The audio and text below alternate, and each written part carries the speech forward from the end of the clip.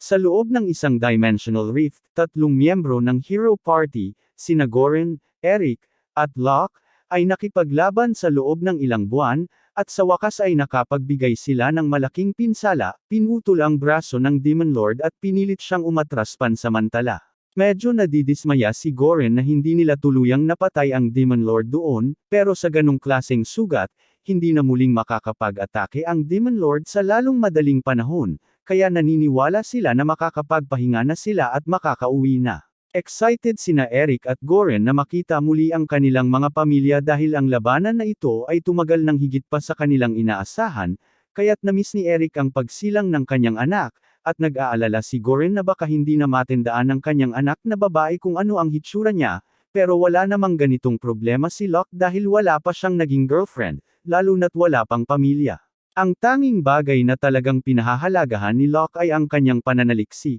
kaya't sinasabi niyang wala siyang pagnanais na magbuo ng pamilya, pero sinasabi ng iba sa kanya na dapat niyang subukan dahil ang pagkakaroon ng mga taong naghihintay sa kanyang pag-uwi ay nagpapahalaga sa panalo sa laban at sa pag-survive. Gayunpaman, ang pagsabi niya ng malakas ay marahil nagdala ng malas dahil isang segundo mamaya, hinarap silang tatlo ng isang napakalaking grupo ng mga demonyo, at labis silang natakot dahil wala silang ideya na ganito karami pa ang natitira. Walang paraan na makakalabas sila ng ganito, kaya't parehong naghahanda sina Goren at Eric na lumaban hanggang sa kanilang huling hininga, pero may ibang balak si Locke. Maaaring hindi siya naghanap ng pamilya, pero nauunawaan niya kung gaano kahalaga ang mga pamilya ni Goren at Eric sa kanila, at ang posibilidad na makaligtas silang lahat sa isang laban na tulad nito kapag pagod na sila mula sa mga nakaraang laban ay napakababa, kaya gusto niyang tiyakin na makakauwi sila, kahit na nangangahulugan ito na kailangan niyang manatili sa likod. Sinabi niya kina Eric at Goren na dapat iwanan na nila ang mga bagay dito sa kanya, pero mariing tumanggi ang dalawa dahil hindi nila basta maiiwan ang kanilang kaibigan. Gayunpaman, pinaaalalahanan sila ni Locke na hindi pa natatalo ang Demon Lord, at kahit na siya ay nasugatan, kapag siya ay gumaling na, kakailanganin nila ang lakas ng bayani upang pigilan siya kaya hindi sila pwedeng mamatay dito. Naiintindihan ni Goren ang punto ni Locke, ngunit kahit na totoo yun para sa isang bayani tulad ni Eric, si Goren ay isang mandirigma lamang, kaya't sinabi niyang mananatili siya at lalaban. Pagkatapos, pinaalalahanan siya ni Locke na may anak siya sa bahay na kailangan niyang alagaan, kaya huwag siyang mag-alala para sa kanya. Ayaw pa ring iwan nina Eric at Goren ang kanilang kaibigan, at inaasahan na ni Locke ang ganitong reaksyon, kaya ginamit niya ang kanyang mahika upang lumikha ng pader ng bato upang harangan ang pasukan ng kuweba at pigilan sina Eric at Goren na basagin ito. Sumisigaw sila kay Locke sa pader na huwag gumawa ng anumang kalokohan habang sinusubukang makalusot sa hadlang, pero wala itong silbi, at sa kabilang panig, si Locke ay sumugod ng walang pag-iisip sa laban-laban sa mga demonyo. Ilang araw ang lumipas, at nakayanan ni Locke na makaligtas hanggang ngayon, pero malapit na siyang maubusan ng lakas, at para lalong lumala ang sitwasyon, nahuli siya sa hindi inaasahang pagkakataon ng isa sa mga Demon General, na nagsimulang ubusin ang mana ni Locke gamit ang Drain Touch skill. Ang isang haplos na iyon ay nagtanggal ng malaking bahagi ng mana reserves ni Locke, kaya't wala nang paraan para magpatuloy siyang lumaban sa ganitong kalagayan. Sa kabutihang palad para kay Locke, mayroon siyang learning skill na nagpapahintulot sa kanya na matutunan ang anumang skill na ginamit laban sa kanya, kaya nakopya niya ang Drain Touch skill at ginamit ito upang maubos ang maraming enerhiya mula sa Demon General, na nagresulta sa pagguho ng Demon General sa alikabok. Dahil nakuha na ni Locke ang Drain Touch skill, mas maganda na ang kanyang tsansa na mabuhay ngayon dahil mayroon na siyang paraan upang makabawi sa gitna ng laban,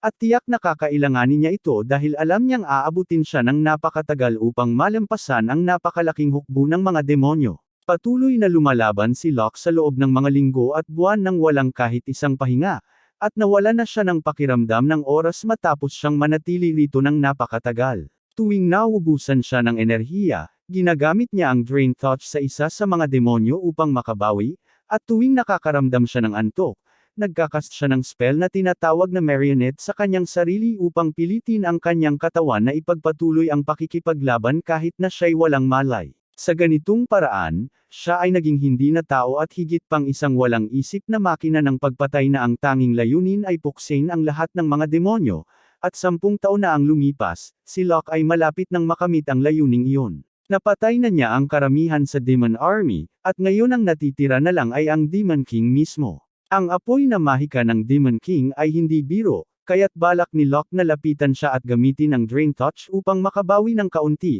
pero inaasahan na iyon ng Demon King. Kaya sa sandaling mock contact ni Locke ang kanyang katawan, gumamit siya ng mahika upang kanselahin ang kanyang Drain Touch. Ito ay nag-iiwan kay Locke na hindi makapagpagaling sa kanyang sarili, at kung magpapatuloy ang ganitong sitwasyon, magiging usapin na lamang ng oras bago siya mapagod. Nakipaglaban siya ng ilang beses pa sa Demon Lord, at sa huli ay nabasag ng Demon Lord ang talon ni Locke, pero sinabi niyang hindi naman niya ito kailangan dahil isa siyang mage, at nagpatuloy siya sa pagcast ng Hellflame spell na nakatutok mismo sa Demon King. Ang spell ay talagang nakapagpahinto sa Demon King, kaya't lumapit si Locke at nagcast ng isa pang Hellflame spell sa harap mismo ng katawan ng Demon Lord. Sa pagkakataong ito, ginamit ng Demon Lord ang mahika upang ipagtanggol ang sarili laban sa mga apoy, ngunit sa sandaling iyon, sabay na inihagis ni Locke ang Drain Touch spell, at hindi kayang ipagtanggol ng Demon Lord ang parehong spells ng sabay,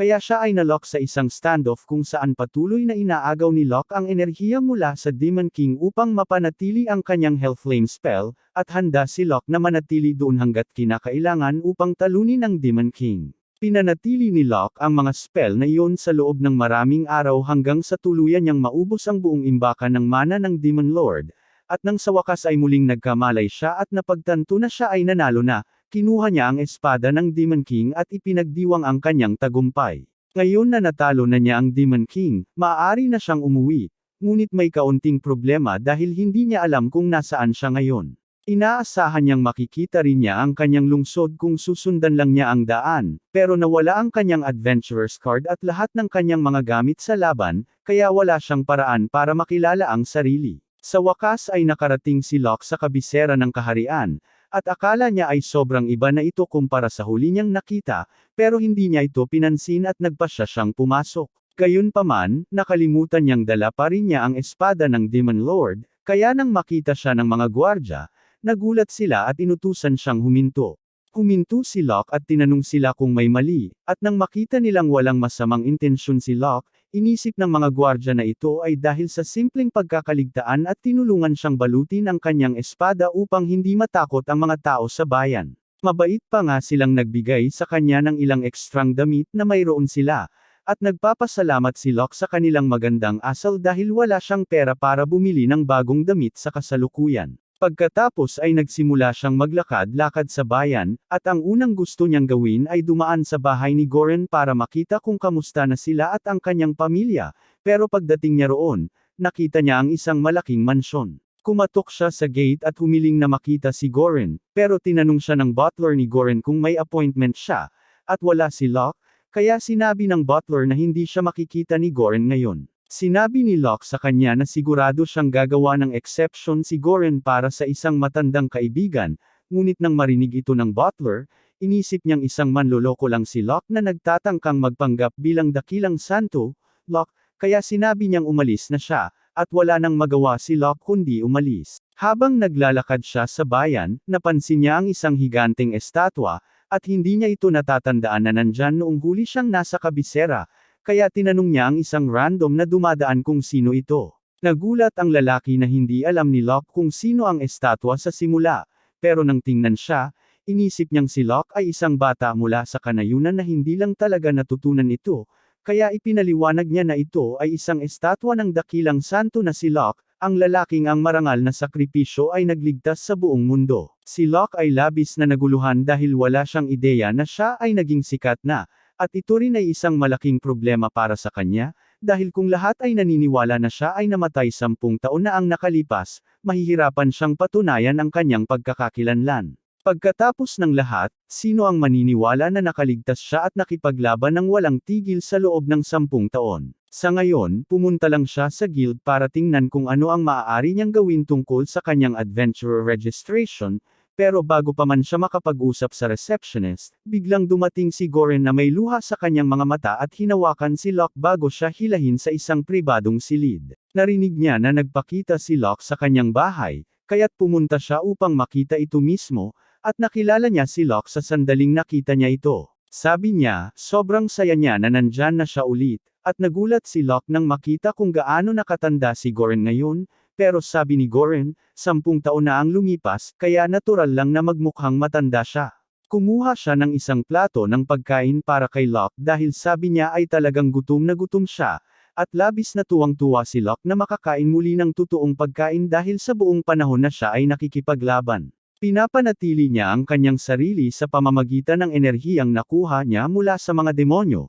ngunit ang kanyang tiyan ay palaging walang laman. Gayunpaman, pagkatapos marinig iyon, pinigilan siya ni Goren sa pagkain at sinabi kay Locke na hindi magandang ideya na magpakasobra sa solidong pagkain kung talagang hindi siya kumain sa nakaraang 10 taon. Inutusan niya ang kanyang butler na kumuha ng lugaw na bigas para kay Locke na madaling tunawin, at makalipas ang kaunting sandali, dumating ang lugaw, ngunit hindi ang butler ang nagdala nito, kundi si Eric. Masaya si Locke na makita muli si Eric pagkatapos ng mahabang panahon, at masaya rin si Eric na makita na nakaligtas si Locke, ngunit pagkatapos niyang mapakalma ang sarili, nararamdaman niya ang pangangailangang itanong kung paano siya napunta sa ganitong kalagayan dahil hindi lamang siya hindi tumanda sa nakaraang 10 taon, kundi maaari ring ipagmalaki ni Eric na mukhang mas bata pa si Locke ngayon kumpara noong una siyang nagsimula. Wala talagang ideya si Locke kung ano ang pinag-uusapan nila sa simula, pero nang tumingin siya sa salamin, napagtanto niya na talagang mukhang mas bata siya kaysa dati. Ngayon na iniisip niya ito, naaalala niya na sumipsip siya ng malaking halaga ng buhay ng Demon Lord noong nakikipaglaban siya rito, kaya maaaring iyon ang dahilan kung bakit siya naging mas bata. Parehong natigilan sina Eric at Goren nang marinig nilang talagang natalo ni Locke ang Demon King, at ipinaliwanag nila na pinapalakas ng kaharian ang kanilang hukbo bilang paghahanda sa posibleng pagbabalik ng Demon King. Gayunpaman, kung talagang pinatay ni Locke ang Demon King, sinabi ni Eric na, bilang hari, may utang siya ng gantimpala kay Locke. Nagtaka si Locke sandali nang marinig na si Eric na ang hari ngayon, bagaman naaalala niyang nabanggit ni Eric na siya ay isang maharlika noon, at tila, nang bumalik siya, inisip ng dating hari na karapat-dapat siya sa titulong iyon dahil pinalayas niya ang Demon Lord, kaya siya kinoronahan bilang hari. Tungkol kay Goren, naging guildmaster siya ng Adventurers Guild, kaya iniisip ni Locke na pareho silang nagtagumpay,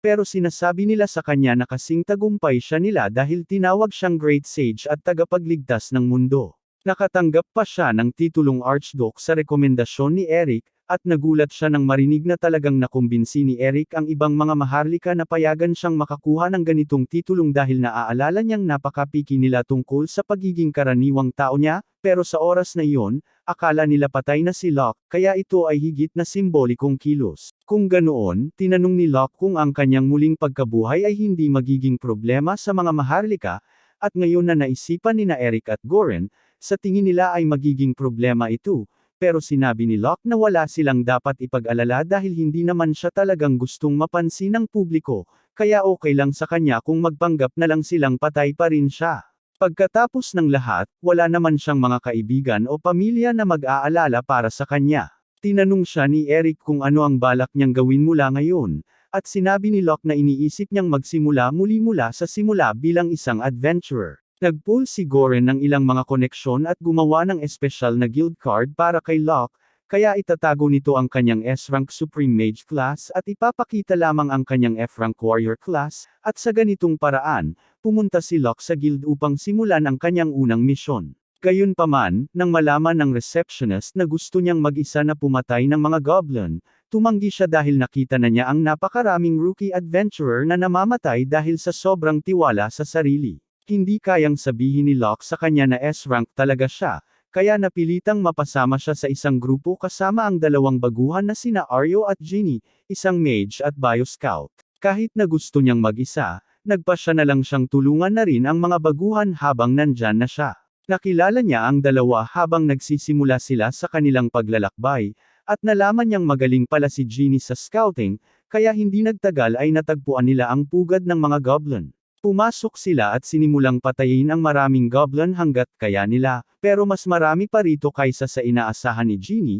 at bigla nilang narinig ang sigaw ng isang hobgoblin mula sa mas malalim na bahagi ng kuweba. May kutob si Locke na may mas malakas pang bagay sa loob, pero bago pa niya ito matukoy, narinig niya ang tunog ng isang batang mandirigma na sumasalakay sa hobgoblin, at mukhang dumating siya upang sirain ang pugad ng mga goblin. Ang iba ay humahanga sa lakas ng babae, pero nakikita ni Locke na magiging delikado kung mananatili sila dito, kaya sinabi niya sa kanila na umalis na. Alam nila na wala silang laban sa bagay na iyon, kaya't nagkasundo silang umalis ng walang pagtatalo. Samantala, lumabas si Locke sa bukirin at sumigaw patungo sa babae, tinatanong siya kung kailangan niya ng tulong, pero sinabi niya na kaya niyang harapin ang lalaking ito mag-isa, kaya hindi niya kailangan ang tulong niya. Dahil gusto niyang siya ang humawak sa laban, nagpasya si Locke na huwag makialam sa laban sa ngayon, pero habang tumatagal ang laban, wala pang makabuluhang progreso si Sia, at tinanong siya ulit ni Locke kung sigurado siyang ayaw niya ng tulong niya. Sinasabi ni Sia na kaya nang mag-isa ang laban na ito, pero hindi ito mukhang ganoon mula sa pananaw ni Locke, dahil nakikita niyang hindi natatagal ang kanyang espada. Isang sandali pagkatapos niyang sabihin ito, nabasag ang espada ni Sia, at dahil nasa tunay na panganib na siya ngayon, nagpasya si Locke na makialam at tinapos ang halimaw sa isang iglap, hinati ito sa 4 na bahagi. Namangha ang babae sa lakas ni Locke, at napagtanto niyang medyo bastos siya sa kanya kanina, kaya inayos niya ang kanyang poster at formal na ipinakilala ang sarili bilang anak ni Danton, ang pinuno ng Eastern Beast Tribe. Pagkatapos, pinasalamatan niya si Locke sa pagligtas sa kanyang buhay at tinanong siya kung sino siya, na sinagot ni Locke nang may pagmamalaki na siya ay isang F-rank na adventurer lamang. Agad na tinawag ni Sia na sinungaling si Locke dahil imposibleng maging F-rank adventurer siya kung napakalakas niya, pero inilabas niya ang kanyang guild card upang patunayan na talagang F-rank siya. Tinanong niya kung paano iyon posible, dahil sobrang lakas niya para maging F-rank, pero sinabi ni Locke na medyo mahaba ang kwento tungkol doon. Tinanong niya si Sia kung ano ang ranggo niya, at sinabi niya na siya ay B-rank, pero nang malaman na sobrang lakas ni Locke, medyo nahihiya siya sa sarili niya dahil sinabi niyang huwag makialam si Locke sa laban kanina. Sinabi ni Locke sa kanya na hindi na niya kailangang mag-alala tungkol doon, dahil alam niyang sinabi lang niya iyon dahil akala niya ay baguhan siyang adventurer at ayaw niyang masaktan siya, at sa mga alam niya noon, iyon ang tamang desisyon para sa kanya. Baliwala na iyon, tinanong siya ni Locke kung maaari ba niyang sabihin sa kanya ang tungkol sa halimaw na nagkukubli sa mas malalim na bahagi ng kuweba, at medyo napatigil si Sia nang marinig niya ang tanong na iyon. Narinig ni Locke na tinawag niya ang Goblin Lord sa Underlang kanina, at iyon ay maaaring nangangahulugang may mas makapangyarihan pang bagay dito, kaya gusto niyang alisin ito. Ang misyon niya ay maaaring simpleng puksain ang mga goblin, ngunit kung mayroong isang bagay dito na maaaring magdulot ng banta sa mga kalapit na nayon,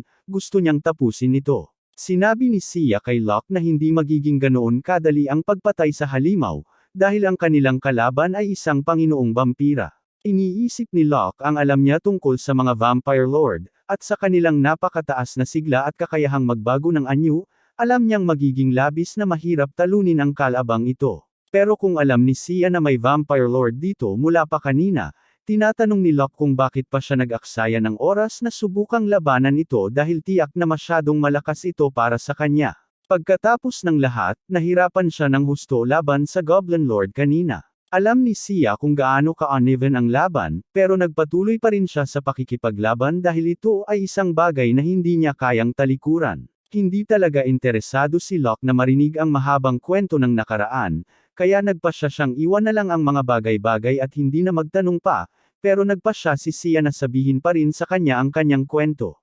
Ipinaliwanag niya na ang kanyang pamilya ay nagmula sa isang mahabang linya ng mga mang-uusig ng vampira, at ilang panahon na ang nakalipas, hinahanap nila ang isang partikular na grupo ng mga vampira at halos napanalunan na nila ang laban, kaya't isa na lang ang natirang vampira. Pero dahil nasugatan ng pinuno, napilitan silang umatras, pinakawalan ang huling iyon. At ang huli ay nagkataong ang Panginoon ng vampira na nagtatago sa mga yungib na ito. Gusto niyang ibalik ang dangal ng kanyang pamilya sa pamamagitan ng pagpatay sa vampira ng tuluyan. Kung ganoon, tinanong ni Locke kung ano ang mangyayari kung siya, bilang isang dayuhan, ay tutulong sa kanya na talunin ang Panginoong Vampira, dahil naisip niya na ang ganitong bagay ay makakapigil sa kanya na maibalik ang dangal ng kanyang tribo tulad ng gusto niya. Pero sinabi ni Sia sa kanya na hindi mahalaga kung sino ang pumatay sa vampira basta't mamatay ito, kaya't pinapayagan siyang tumanggap ng tulong. Sa kasong iyon, ibinibigay ni Locke sa kanya ang kanyang espada at sinasabing gamitin ito dahil hindi siya makakalaban ng walang sandata, at nang tanungin siya kung ano ang gagamitin niya kung ibinibigay niya ang kanyang espada, sinabi ni Locke na huwag mag-alala dahil malakas pa rin siya kahit walang armas. Sa simula, inisip ni Sia na baka nagbabalat kayo si Locke tungkol sa kakayahan niyang makipaglaban ng walang armas at gusto lang nitong makahanap ng dahilan para harapin siya ang Panginoon ng mga vampira para sa kanyang karangalan, pero sa katotohanan, talagang malakas si Locke kahit walang armas dahil nagagawa niyang wasakin ang ilang mga goblin na kanilang nakakasalubong sa isang suntok o sipa. Halos hindi makapaniwala si Sia kung gaano kalakas si Locke, at naaalala ni Locke kung ano ang naramdaman niya noong mga panahong nakikipaglaban pa siya kasama ang iba. Pareho silang sobrang lakas kumpara sa kanya, kaya hindi siya makagawa ng marami maliban sa paghahagis ng mga spell mula sa likuran. Gayunpaman, matapos harapin ang hukbo ng Demon King sa loob ng 10 taon, napilitang matutunan niya ang martial arts kung nais niyang makaligtas, kaya't normal na ito para sa kanya ngayon. Sa wakas ay nakarating sila sa silid ng Panginoong Vampira, at humalaklak ang Panginoong Vampira nang pumasok sila dahil nakilala nito si Sia at sinabi sa kanya na masyado siyang mataas ang lipad kung akala niya ay kaya niyang talunin ito sa ganitong paraan. Inubos ng kanyang ama ang lahat ng kanyang lakas para lang makagasgas sa Panginoong Vampira, kaya't walang paraan na magagawa ni Sia ang kahit ano laban dito. Gayunpaman, nais niyang pasalamatan siya sa pagbigay ng pabor sa kanya sa pagdadala ng isang tao dito. Ang pang-akit ng vampira ay hindi epektibo sa mga beastmen, ngunit napaka-epektibo nito sa mga tao, kaya agad niyang sinubukang i-cast ang spell kay Locke. Habang ginagawa niya ito, bigla na lang naglaho ang mga mata ni Locke, at inisip ng vampira na sigurado na siyang nasa ilalim ng kanyang kontrol at inutusan siyang maglakad pasulong. Nagsimulang maglakad si Locke patungo sa vampira, at habang ginagawa niya yon, tinanong ng vampira si Sia kung gusto ba niyang mamatay sa kanyang mga kamay o sa mga kamay ng kanyang kaibigan. Ngunit habang sinasabi niya ito, bigla na lang, inihanda ni Locke ang kanyang kamao at tinamaan ang vampira sa mukha. Nagpapanggap lang siyang nasa ilalim ng spell para makalapit at umatake, at wala talagang ideya ang vampira kung paano nakaiwas si Locke sa charm spell. Pero sinabi lang ni Locke na palagi siyang may mataas na resistensya sa mga debuff, kaya hindi siya nagulat na hindi ito umubra. Ang vampira ay muling nagulat dahil hindi niya maisip na ang likas na paglaban ni Locke ay sapat upang mapagtagumpayan ang hypnosis ng isang vampira lord, ngunit tungkol doon, hindi talaga iniisip ni Locke na karapat-dapat tawagin ng vampira ang kanyang sarili na vampira lord dahil wala namang anuman sa ipinakita nito hanggang ngayon ang mukhang kahanga-hanga. Si Locke ay tapat na nagsasalita dito, ngunit labis na naiinis ang vampira dito at nagalit kay Locke, kaya't sinipa siya ni Locke sa pader ng walang pag-aalinlangan. Ito ay nagpagalit pa sa vampira, kaya sinubukan nitong gumamit ng mahika upang sipsipin ang buhay ni Locke, ngunit nakita ito ni Locke at tumalon sa hangin upang maiwasang mahawakan bago aktibahin ang isang super bilis na spell upang tumakbo ng mabilis sa harap ng vampira. At ngayon na siya ay nasa loob ng saklaw, sinimulan niyang gamitin ang Drain Touch sa vampira upang lubos itong mahina, na nag-iwan dito bilang isang tuyong balat na halos hindi makapagsalita. Hindi makapaniwala ang vampira na talo ito ng isang tao, at sinubukan nitong tumakas sa pamamagitan ng paglikha ng isang kawon ng mga paniki, ngunit tumanggi si Sia na muling makawala ito sa kanyang mga kamay, kaya't nagmadali siyang sumulong at hinati ang vampira sa gitna. Dahil sa mga espesyal na katangian ng espada ng demonyong Panginoon, hindi makapag-regenerate ang vampira tulad ng dati, kaya nagwakas ito sa pagguho sa alikabok sa sahig. Matapos mamatay ang vampira, pinasalamatan ni Sia si Locke sa pagpapahiram sa kanya ng espada nito at ibinalik ito sa kanya, ngunit binanggit niya na nakaramdam siya ng kakaibang kapangyarihan mula rito,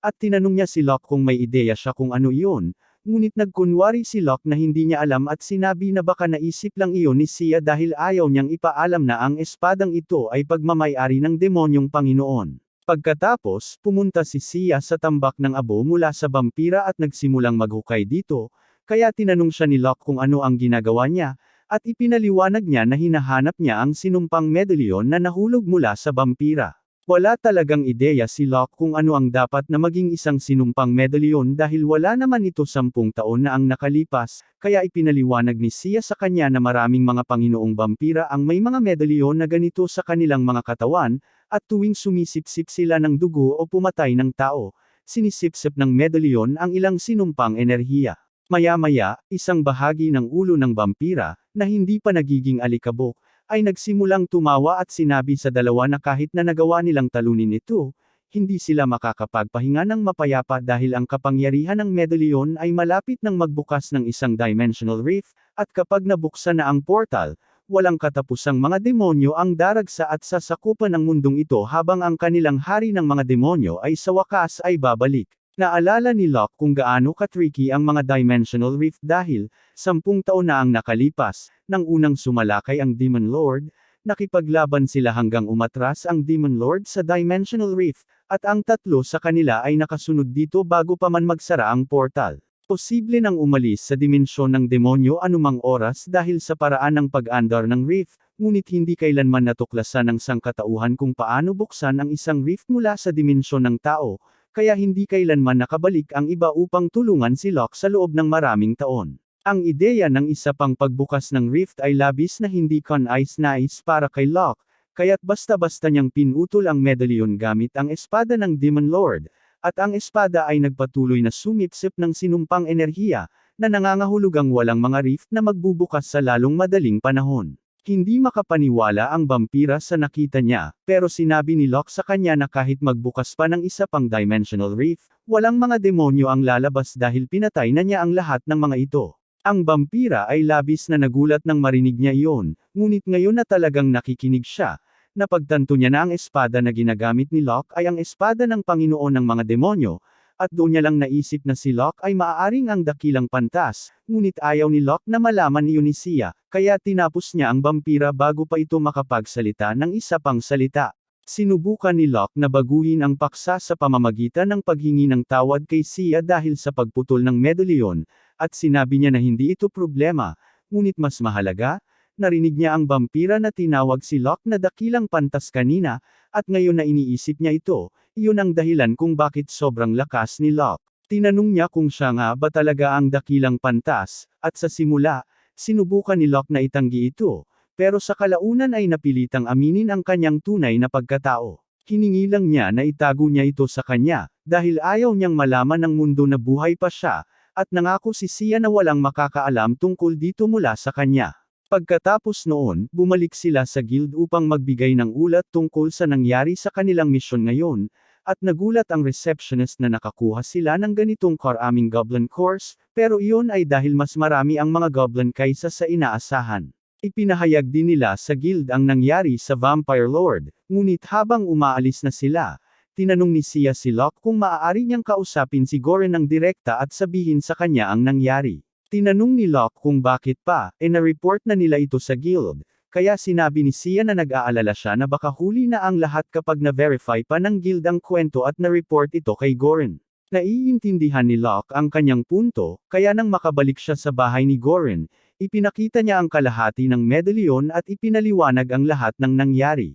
Nakapidyo si Locke ng isa pang portal na magbukas, pero may nabanggit ang vampira tungkol sa isang madilim na Diyos sa isang punto, at maaaring magpahiwatig iyon ng isa pang potensyal na pagsalakay, kaya kailangan nilang maghanda. Pinasalamatan ni Goren si Locke para sa impormasyon, at sinabi niyang papahanap siya sa pinagmula ng medalyon dahil maaaring magbigay ito ng ilang pahiwatig tungkol sa mga dimensional rift, pero sa ngayon, gusto niyang pasalamatan si Locke sa pag-aalaga sa mga baguhang adventurer dahil kung wala siya roon, hindi sila makakaligtas ng buhay. Sabi ni Locke na hindi na kailangang magpasalamat, at malapit na siyang umalis, pero nang buksan niya ang pinto, nakita niya si Celes, anak ni Goren, na nakatayo doon. Iniisip ni Goren na ito na ang tamang pagkakataon para ipakilala si Locke sa kanya, pero bago niya magawa iyon, humihingal ito at umalis. Tinanong ni Locke kung ano ang nangyari dahil talagang mukhang ayaw siya ng babae sa hindi malamang dahilan,